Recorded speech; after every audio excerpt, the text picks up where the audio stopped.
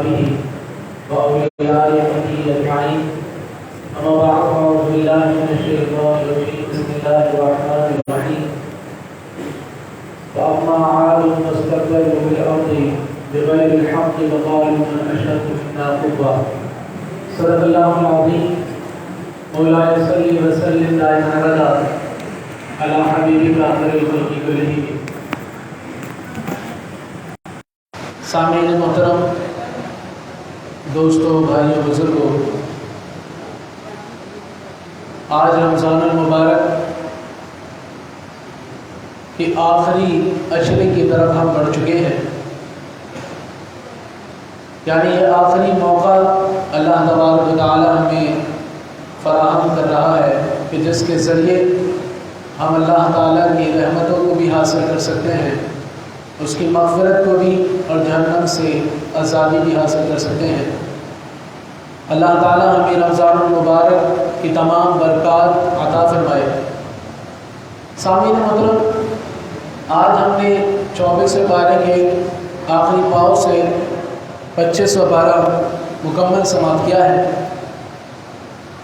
اللہ تعالیٰ سے دعا ہے کہ اللہ تعالیٰ قرآن مجید کا سننا، اس کا پڑھنا، اس کا سمجھنا اور اس پر عمل کرنا ہماری زندگی کا مقصد بنائے. جو آیت مبارکہ میں نے آپ کے سامنے پڑھنے کی سعادت حاصل کی ہے، اس آیت مبارکہ میں اللہ تبارک و تعالی قوم عاد کا ذکر فرما رہا ہے، جو کہ حضرت ہود علیہ السلام کی قوم ہے.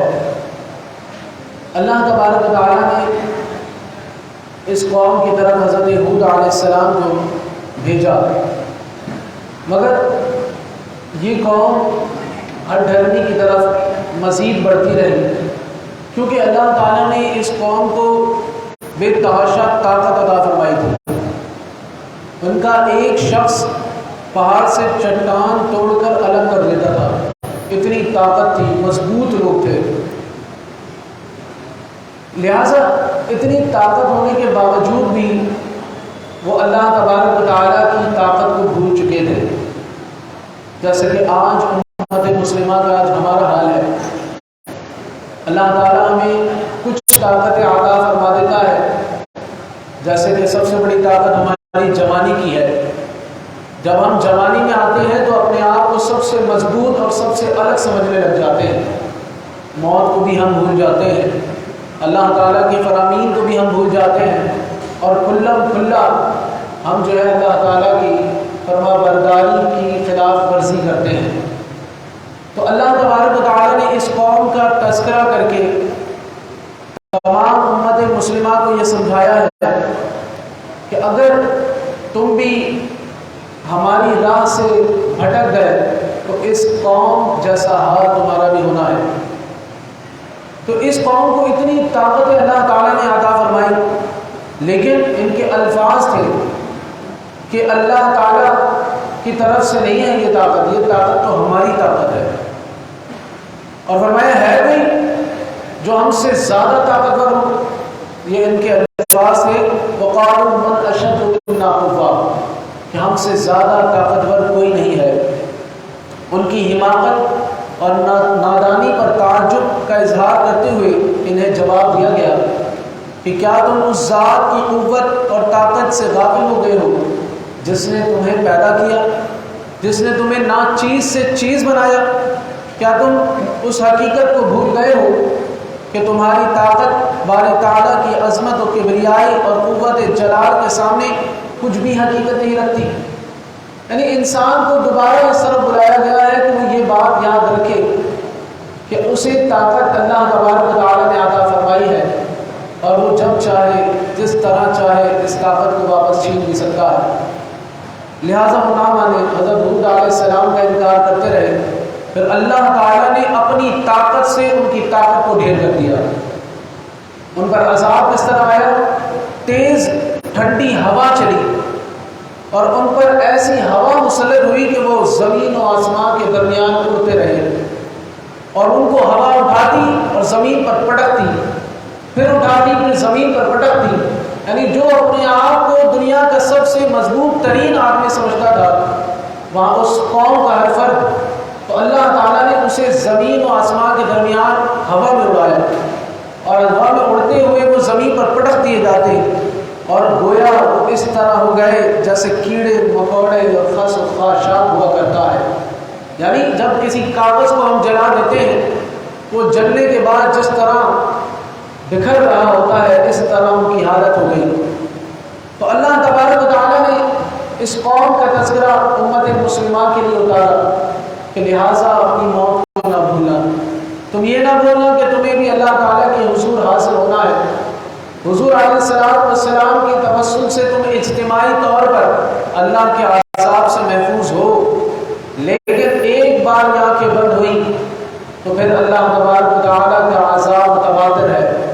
قبر میں الگ ہے، برزخ میں الگ ہے، بروز حشر الگ ہے، حساب کے وقت الگ ہے، پھر اس کے بعد جب جزا کا معاملہ ہوگا تو اس کے بعد دائمی عذاب ہوگا۔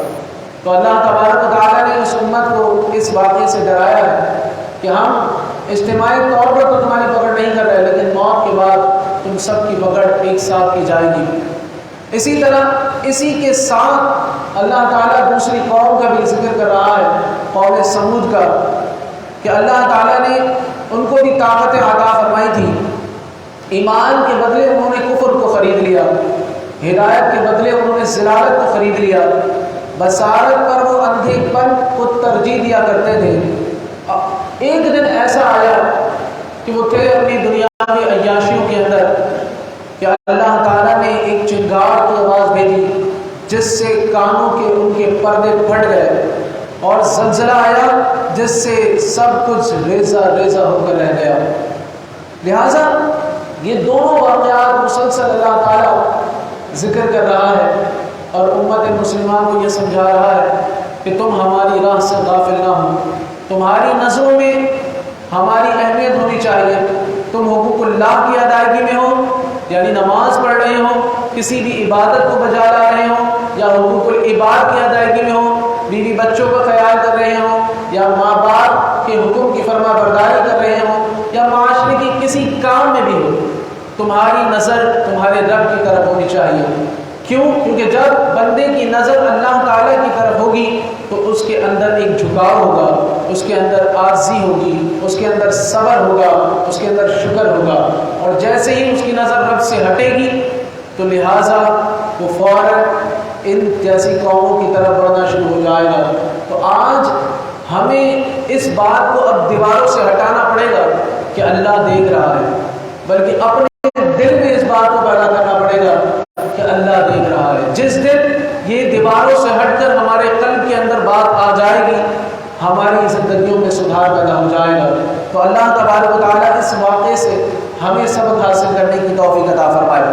سامعین محترم، آگے چلتے ہیں تو آگے قرآن نے قیامت کے دن کی بات کر دی۔ وَيَوْمَ يُحْشَرُ أَعْدَاءُ اللَّهِ إِلَى النَّارِ فَهُمْ يُوزَعُونَ، جب بروز حشر لوگ اٹھیں گے تو اللہ تبارک و تعالیٰ سب سے پوچھے گا کہ بتاؤ تم نے ایسے ایسے گناہ کیوں کیے تھے، تم فلاں دن فلاں فلاں کاموں میں ملوث تھے۔ کچھ لوگ اس بات کا اقرار کر لیں گے کہ اللہ ہم خطا بار تھے، ہم نے یہ گناہ کیے ہیں، لیکن کچھ لوگ ایسے ہوں گے جو کہیں گے نا مالک ہم تو تھوڑی دیر کے لیے ہی اترے تھے زمین پر، ہم نے تو کوئی گناہ نہیں کیا۔ وہ اس وقت بھی انکار کریں گے تو اللہ تبارک و تعالیٰ جلال میں آ کر ان کی زبان کو خاموش کر دے گا، اور وہاں ان کی کھال سے لے کر ان کے پیر کے ناخن تک یہ گواہی دیں گے کہ اے اللہ یہ ان گناہوں کے اندر ملوث تھا۔ لہٰذا یہ بات یاد رکھیں، آج جن اعضاء کے ساتھ ہم گناہ کر رہے ہیں، کل یہی اعضاء ہمارے مخالف کھڑے ہو جائیں گے۔ لہٰذا اگر ان اعضاء کے ساتھ ہم اللہ تعالیٰ کی بندگی کریں گے تو یہ اعضاء بھی ہمارے لیے گواہی دیں گے، اور جہاں کھڑے ہو کر ہم نے عبادتیں اور اچھائی کی ہوگی وہ چیزیں بھی بروز حشر ہمارے لیے اللہ تعالیٰ کی بارگاہ میں گواہی دیں گی۔ تو لہٰذا آج ہمیں ان اعضاء پہ اتنا بھروسہ رکھ کر ایسا گناہ نہیں کرنی چاہیے کہ جب چاہے زبان سے کسی کو گالی دے دی، جب چاہے ہاتھ سے کسی کو نقصان پہنچا دیا، جب چاہے غلط قدموں پر نکل کر برائیاں کر لی۔ لہٰذا یہ بات یاد رکھنی ہے کہ قیامت کا دن فیصلے کا دن ہے اور اس وقت مکمل طور پر صحیح فیصلہ کیا جائے گا۔ لہٰذا اللہ تعالیٰ کی رحمت ان لوگوں پر برسے گی جنہوں نے اپنے جرموں کو اس وقت قبول کیا ہوگا، اللہ تبارک و تعالیٰ کی رحمت سے انہیں بخش دے گا۔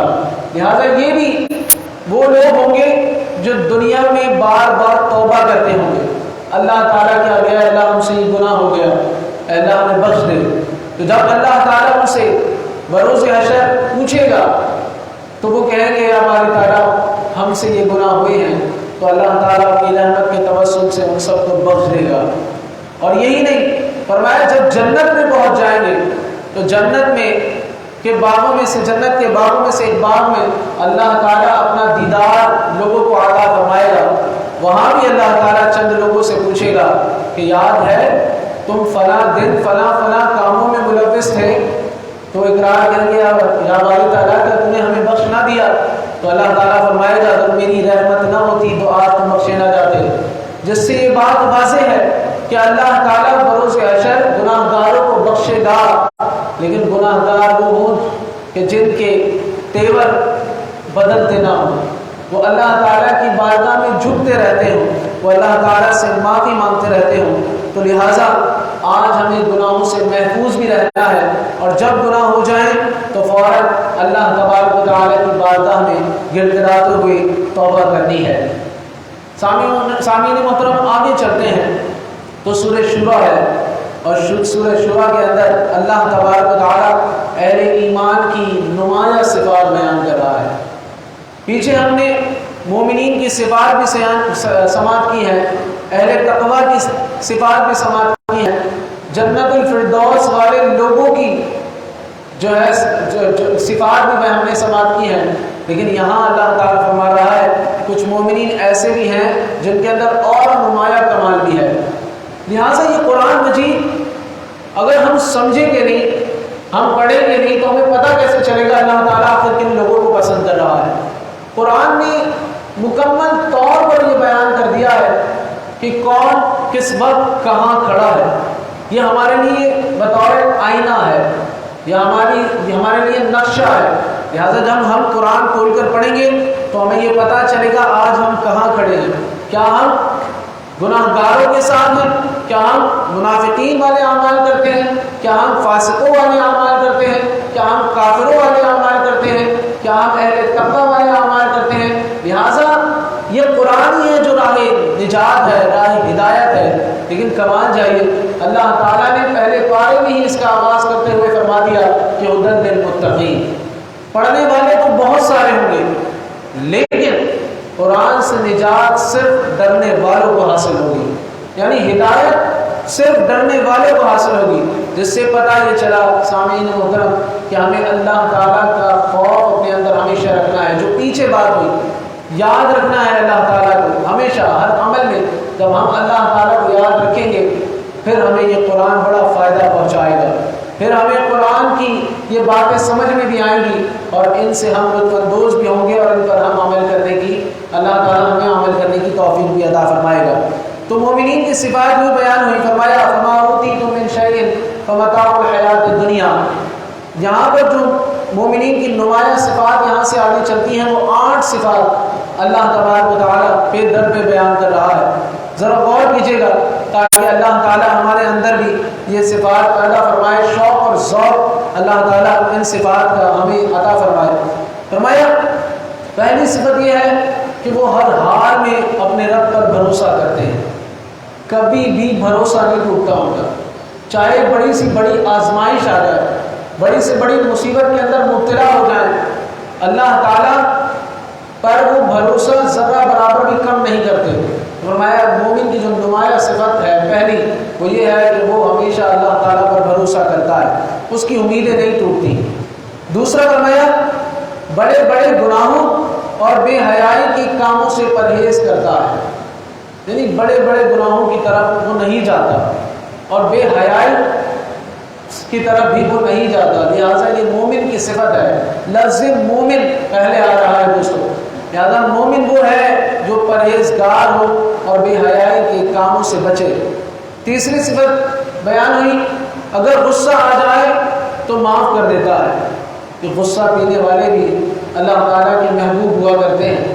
فرمایا یہ بھی مومن ہے کہ جو غصہ آتے ہی اپنے غصے کو پی جاتا ہے، معاف کر دیتا ہے۔ نمبر 4 پہ فرمایا رب کی فرما برداری کرتے ہیں۔ اب رب کی فرما برداری کے اندر حقوق اللہ بھی ہیں، حقوق العباد بھی ہیں، یعنی دنیا پر بھی ویسے ہی چلتے ہیں جیسے اللہ تعالیٰ نے فرمایا، اور دین کے معاملات میں بھی ویسے ہی عمل کرتے ہیں جیسے اللہ تعالیٰ نے فرمایا۔ نمبر 5 میں فرمایا نماز کی پابندی کرتے ہیں، یعنی ان کی کوئی نماز ضائع نہیں ہوتی، لمحے بھر کے لیے بھی وہ اپنی نمازوں میں کوتاہی نہیں برتتے۔ آگے فرمایا نمبر 6 پہ اپنے کام باہمی مشورے سے کرتے ہیں۔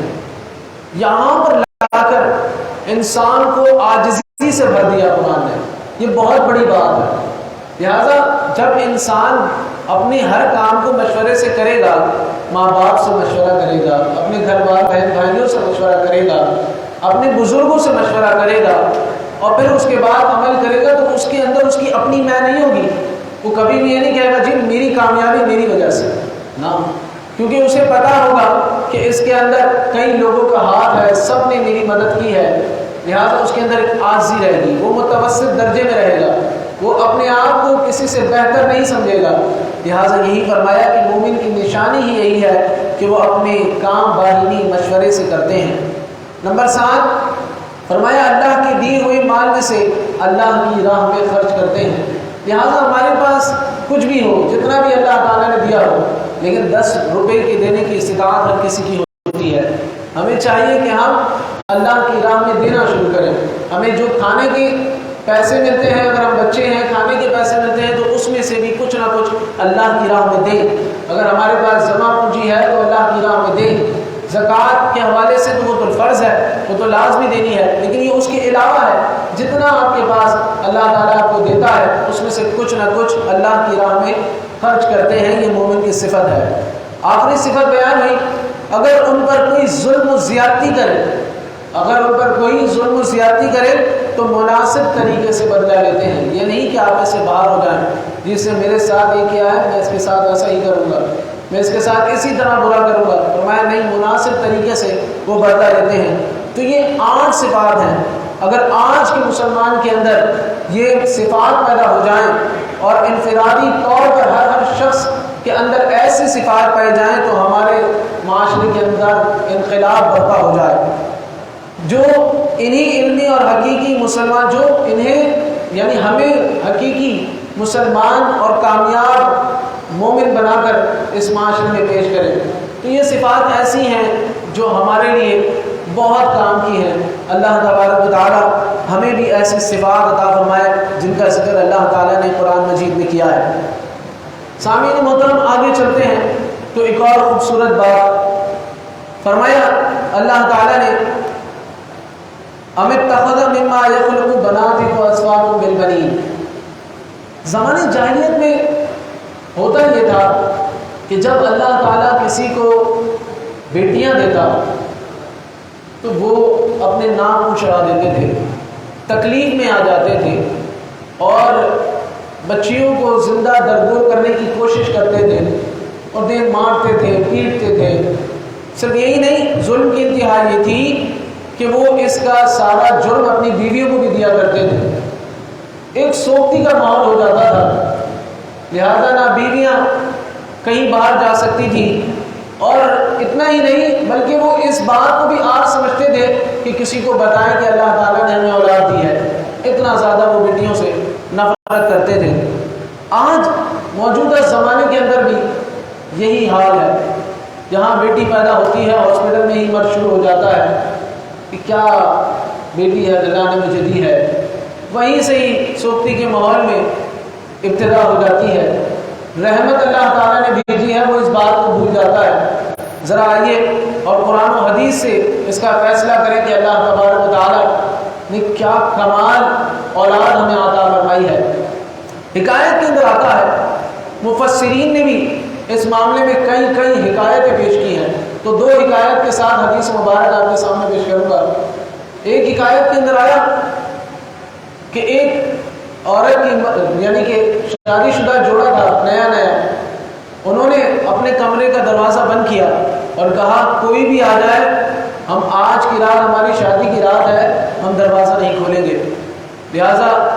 کے ماں باپ آئے اور آنے کے بعد دستک دی کہ بچوں کو پہلے دعاؤں سے تو نواز دیں، لیکن اس بیٹے نے اپنی بیوی کی طرف دیکھا اور لہٰذا وعدہ کیا تھا، اس نے دروازہ نہیں کھولا۔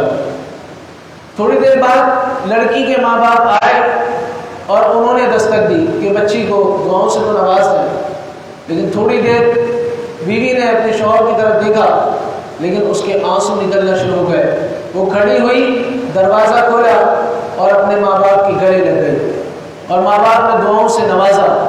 لہٰذا تھوڑی دیر عرصے کے بعد اللہ تعالیٰ نے ان کو بیٹی سے نوازا، جس پر اس کے شوہر کی بہت زیادہ خوشیاں تھیں۔ اس سے پوچھا گھر والوں نے کہ آخر تجھے اتنی خوشی کیوں ہو رہی ہے؟ کہا بیٹیاں ایسی ہوتی ہیں جو اپنے باپ کے لیے دروازہ کھول دیتی ہیں۔ لہذا یہاں پر مفسرین نے فرمایا کہ یہ بیٹیاں ایسی ہی ہیں، جب یہ گھر میں آتی ہیں تو رحمت کے دروازے کھل جاتے ہیں، جب بندہ قبر میں جاتا ہے تو اللہ تعالیٰ ان کے توسل سے سوالات میں آسانی کر دیتا ہے، اور جب بروز حشر اٹھے گا تو اللہ تبارک و تعالیٰ فرمائے گا اس نے بیٹی کو اس نے سنبھالا تھا، اس کی شادی کی تھی سنبھالتے ہوئے، لہٰذا آج یہ رحمت سامنے کھڑی ہوتی ہے اور اپنے باپ کا ہاتھ پکڑ کے اسے جنت میں لے جاتی ہے۔ تو فرمایا بیٹیاں اتنی عظیم رحمتیں ہیں کہ یہ اپنے باپ کو کسی طرح بھی جہنم میں جانے نہیں دیں گی۔ اسی طرح ایک اور شخص کے حوالے سے ایک آیت کے اندر آتا ہے کہ اللہ تعالیٰ نے اس کو پے در پہ 7 بیٹیاں عطا فرما دی۔ 8ویں دفعہ پھر اس کے گھر میں اولاد تھی، لہٰذا اس نے دعا کی کہ مجھے بیٹا چاہیے، اب کی بار اگر بیٹی ہوئی تو میں ساری بیٹیوں کو بھی مار دوں گا اور اس اپنی بیوی کو بھی مار دوں گا۔ لہٰذا آخری رات تھی، کل اولاد ہونی تھی، اس خواب میں اس نے دیکھا کہ بروز حشر ہے، اور اللہ تعالیٰ نے فرمایا اسے اٹھاؤ اور جہنم میں پھینکاؤ۔ پہلے دروازے پر جب فرشتے اسے گھسیٹتے ہوئے لے کر گئے، دیکھا دروازے پر پہلی بیٹی کھڑی ہے، دوسرے دروازے پر لے کر گئے تو دوسری بیٹی کھڑی ہے، لہذا 7 دروازے پر لے گئے، 7 بیٹیاں کھڑی تھیں، اب 8واں دروازہ باقی ہے۔ اب اس کے اندر فکر لاحق ہو گئی، وہ پسینوں کے اندر ڈوبنے لگا کہ اب تو میری کوئی بیٹی نہیں ہے، لہٰذا یہ آخری دروازہ ہے، اب تو مجھے جہنم میں پھینک دیا جائے گا۔ اسی اسنا میں اس کی آنکھ کھل گئی، اور پھر جتنی رات باقی تھی اس نے ہاتھ اٹھا کر اللہ تعالیٰ کی بارگاہ میں یہ دعا کی کہ اللہ مجھے 8ویں بھی بیٹی عطا فرما تاکہ 8 جہنم کے دروازوں سے میں بچا لیا جاؤں۔ تو یہ بیٹی اس قدر عظیم رحمت ہے۔ حدیث مبارک کے اندر آیا، آقا کریم صلی اللہ علیہ وسلم نے ارشاد فرمایا کہ یہ بیٹیاں محبت کرنے والی ہوتی ہیں، لہذا فرمایا جب بیٹی پیدا ہو اور وہ شخص اپنی بیٹی کو بیٹوں پر، یعنی کہ بیٹوں کو بیٹی پر ترجیح نہ دے، جس گھر میں بیٹی پیدا ہو اور وہ آدمی بیٹوں کو بیٹی پر ترجیح نہ دے تو اللہ تبارک و تعالی اس کے سبب سے اس کے تمام گناہوں کو بخش دیتا ہے۔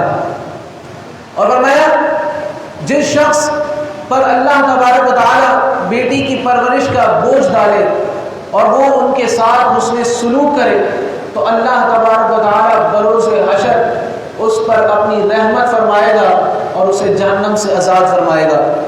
ایک اور حدیث مبارک کے اندر آیا، فرمایا جو اپنی بیٹی پر اللہ تبارک و تعالی کی رحمت سمجھتے ہوئے اپنی مشقتوں کو خرچ کرے گا، یعنی کہ اپنی بیٹی کا خیال کرے گا، تو اللہ تبارک و تعالیٰ اسے دنیا میں ایسے رکھتا ہے جیسے وہ خوف خدا میں رونے والا ہے۔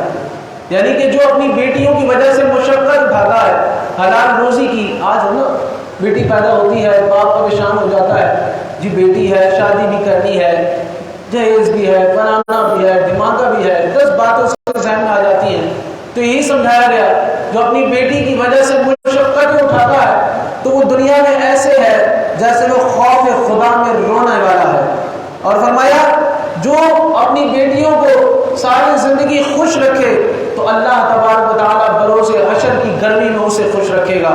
تو یہ ہیں بیٹیاں، جن کی بیٹیاں ہوتی ہیں ان پر رحمت کے دروازے کھول دیے جاتے ہیں۔ تو اللہ تبارک و تعالیٰ آج کے اس موجودہ دور میں ہمیں ان بیٹیوں سے محبت کرنے والا بنائے، اور جب اللہ تبارک و تعالیٰ ہمیں اس رحمت سے نوازے، ہم اللہ تعالیٰ کی طرف سے اس رحمت کو خوشحالی کے ساتھ، خوشنودی کے ساتھ اللہ تعالیٰ کی طرف سے اس رحمت کو قبول فرمائیں۔ سامعین محترم، آگے چلتے ہیں تو آگے سورہ دخان ہے، اور سورہ دخان کے اندر پھر اللہ تعالیٰ حضرت موسیٰ علیہ السلام اور فرعون کا واقعہ ذکر کر رہا ہے۔ جیسے کہ پیچھے کئی بار میں واقعات آئے ہیں، لیکن قرآن میں جہاں جس نبی کے حوالے سے بھی واقعہ آیا ہے وہاں ایک نیا دروازہ کھلتا ہے، وہاں ایک نئی بات سیکھنے کو ملتی ہے، وہاں ایک نئے طریقے سے سکھایا جاتا ہے، سمجھایا جاتا ہے۔ تو یہاں پر بھی بڑا کمال سمجھایا گیا۔ بنی اسرائیل حضرت یوسف علیہ السلام کے دور سے مصر میں آباد تھی، اور وہاں پر مختلف ادوار میں جتنے بھی فرعون آئے تو بنی اسرائیل پر ظلم کرتے تھے، کیونکہ وہ مقدس زمین سے، بیت المقدس سے وہاں آئے تھے حضرت یوسف علیہ السلام کے زمانے میں، جب آپ بادشاہ بنے تھے مصر کے۔ تو لہٰذا حضرت یوسف علیہ السلام کے بعد کئی صدیاں گزر گئی، اور بنی اسرائیل 6 لاکھ کے مثل ہو گئے، لیکن وہاں کے فرعونیوں نے ان پر ظلم و ستم کے پہاڑ جاری رکھے، اور ان پر ظلم و ستم ہوتا رہا، یہاں تک کہ اللہ تعالیٰ نے حضرت موسیٰ علیہ السلام کو بھیجا۔ اور اس وقت جو فرعون کی حالت تھی وہ تو دنیا جانتی ہے کہ اس نے ظلم و ستم کا وہ پہاڑ توڑ رکھا تھا کہ آج تک ایسا ظلم کسی نے نہیں کیا ہوگا۔ وہ ان کی اولادوں کو مار دیتا تھا، ان پر ظلم و ستم کیا کرتا تھا، رات بھر ان پر ظلم ہوتا تھا، ان کی نگہداشت ہوتی تھی کہ کام کر رہے ہیں یا نہیں کر رہے، ان کی عورتیں ہو، مرد ہو، بچے ہو، ہر شخص پر وہ ظلم کرتا تھا۔ لہٰذا اتنا طویل عرصہ گزرنے کے بعد اللہ تبارک و تعالیٰ نے اپنا فیصلہ فرمایا اور فرعون کو غرق کیا، اور کل کے جو محکوم تھے آج انہیں حاکم بنا دیا۔ یعنی بنی اسرائیل کل تک فرعونیوں کا حکم ماننے والے تھے، آج صدیوں بعد، جبکہ یوسف علیہ السلام کو گئے ہوئے صدیاں گزر گئی ہیں اور موسیٰ علیہ السلام آئے ہیں، تو اب صدیوں کے بعد اللہ تبارک و تعالیٰ نے جتنے بھی یہ پسے ہوئے لوگ تھے، اللہ تعالیٰ نے ان کو حضرت موسیٰ علیہ السلام کے بفعل ان کو حاکم بنا دیا۔ قرآن یہاں پر فرما رہا ہے کہ تم ان آزمائشوں میں صبر کرو جو تمہارے اوپر آ رہی ہیں۔ اللہ تبارک و تعالیٰ تمہیں اگر یہ آزمائشیں دے رہا ہے تو ان آزمائشوں کے بعد اللہ تبارک و تعالیٰ نے تمہیں بہت کچھ دینا ہے۔ جیسے کہ کل ہم نے حضرت ایوب علیہ السلام کا سنا تھا کہ حضرت ایوب علیہ السلام کو اللہ تعالیٰ نے دنیا کی ہر دولت عطا فرمائی تھی، کئی بیٹے تھے، نوکر چاکر تھے، زیورات تھے، شان تھی، لیکن جب آزمائش آئی تو سب کچھ تباہ ہو گیا، اولادیں بھی وفات پا گئی، مال بھی، مویشی بھی سب ختم ہو گیا، اور خود بھی 18 سال تک بیماری میں مبتلا ہو گئے۔ اللہ کے نبی ہیں، لیکن صبر کا کمال دیکھیے کہ 18 سال بعد مفسرین فرماتے ہیں کہ جب اللہ تعالیٰ نے یہ ابتلا کا دور ختم کیا تو اس سے زیادہ انہیں کمال عطا فرمایا جتنا پہلے تھا۔ تو یہاں پر یہی سبق دیا جا رہا ہے، بعض دفعہ آزمائشیں ہم پر مسلسل آتی رہتی ہیں، متواتر آتی ہیں، تو اس میں ہمیں کوئی ایسے جملے اختیار نہیں کرنے چاہیے جس کی وجہ سے کفر لازم ہو جائے۔ بعض دفعہ انسان کہہ دیتا ہے کہ آج تک کتنی مصیبتوں میں پڑا ہوا ہوں، نہ ہی اس آزمائش میں مبتلا شخص کو ایسے الفاظ اختیار کرنے چاہیے، اور نہ ہی کسی اور کو اس کے لیے اختیار کرنے چاہیے کہ یہ ایسا ہے، اس کو تو کچھ فلانا ہے۔ تو فرمایا اللہ تبارک و تعالیٰ پھر یہ کرتا ہے کہ وہ آزمائشیں اس پر بھی آ جاتی ہیں، تو اس سے بھی بچنا ہے۔ پیچھے ہم نے یہ بھی حدیث مبارک کے تحت سنا ہے۔ تو لہٰذا جب ہم پر آزمائشیں آئیں، مصیبتیں آئیں، آفتیں آئیں، اس میں ہم نے صبر کرنا ہے، اور اللہ تعالیٰ کے آگے اللہ تعالیٰ کے حضور دعاؤں سے اپنی لیے مدد مانگنی ہے۔ انشاءاللہ یہ وقت بھی ختم ہو جائے گا، اور اللہ تعالیٰ وہ وقت ہمیں عطا فرمائے گا کہ پھر ہماری دنیا بھی آسان ہوگی اور آخرت بھی آسان ہوگی، کیونکہ بعض دفعہ انسان کے اعمال اس قابل نہیں ہوتے کہ اس کی بخشش ہو سکے، تو اللہ تعالیٰ اس پر آزمائش ڈالتا ہے، مبتلا کر دیتا ہے اس آزمائشوں میں، دنیاوی ثواب دیتی ہیں، اور بروز حشر اللہ تعالیٰ ان آزمائشوں پر صبر کرنے کی توفیق اس کی آخرت بھی اچھی فرما دیتا ہے۔ تو اللہ تعالیٰ سے دعا ہے کہ اللہ تعالیٰ ہمیں قرآن مجید سمجھنے والا بنائے، اور جو کچھ ہم نے سماعت کیا اسے یاد رکھنے اور اس کا فیضان اللہ تعالیٰ ہمارے قلوب میں نازل فرمائے۔ الحمدللہ۔